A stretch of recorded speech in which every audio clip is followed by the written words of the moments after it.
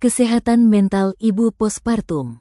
Apa itu gangguan emosional? Gangguan emosional adalah masalah pada perasaan dan pikiran yang membuat seseorang merasa tidak nyaman, sedih berlebihan, cemas terus-menerus, atau mudah marah. Ini bisa dialami siapa saja, termasuk orang yang tampaknya sehat dari luar. Tanda-tanda awal yang perlu diwaspadai. Berikut adalah gejala awal yang sering muncul saat seseorang mengalami gangguan emosional. Tanda dari perasaan. Merasa sedih terus-menerus tanpa sebab jelas. Merasa cemas atau takut berlebihan, bahkan untuk hal-hal kecil. Mudah marah, tersinggung, atau kesal. Merasa kosong atau hampa. Tidak bisa menikmati hal-hal yang dulu menyenangkan. Tanda dari pikiran. Sulit konsentrasi atau fokus. Pikiran terus-menerus berisi hal negatif. Merasa tidak berguna atau gagal. Muncul pikiran ingin menyakiti diri sendiri atau menyerah hidup. Tanda dari tubuh dan kebiasaan sehari-hari. Susah tidur atau tidur terus. Nafsu makan menurun atau malah makan berlebihan. Mudah lelah, badan terasa berat. Menarik diri dari keluarga atau teman. Tidak semangat bekerja atau melakukan aktivitas.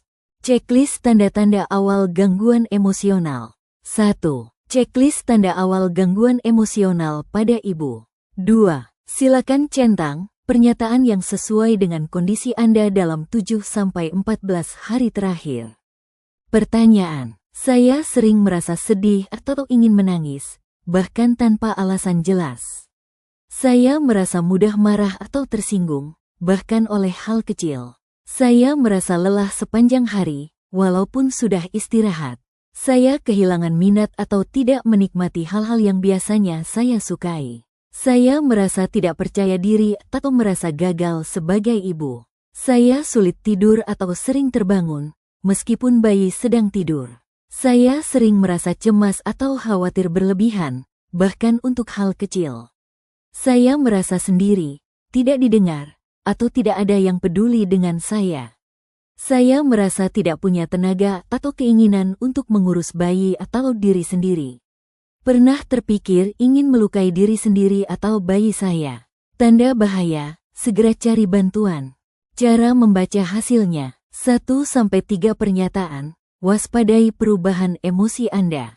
Ceritakan pada orang terdekat. 4-6 pernyataan. Mungkin sedang mengalami gangguan emosional ringan. Konsultasikan ke petugas puskesmas atau bidan. 7 atau lebih, kemungkinan depresi atau kecemasan sedang berat. Segera cari bantuan profesional. Jika nomor 10 dicentang, ini tanda darurat. Segera temui petugas kesehatan jiwa, bidan, atau puskesmas. Latihan membuat self-care plan. Latihan, cara membuat self-care plan. Rencana merawat diri. Self-care berarti meluangkan waktu dan perhatian untuk menjaga tubuh, pikiran, dan hati kita agar tetap sehat dan kuat. Langkah-langkah membuat self-care plan. 1. Kenali kebutuhan diri sendiri. Tanyakan pada diri sendiri, apa yang membuat saya merasa bahagia dan tenang? Kapan saya biasanya merasa stres, marah, atau sedih?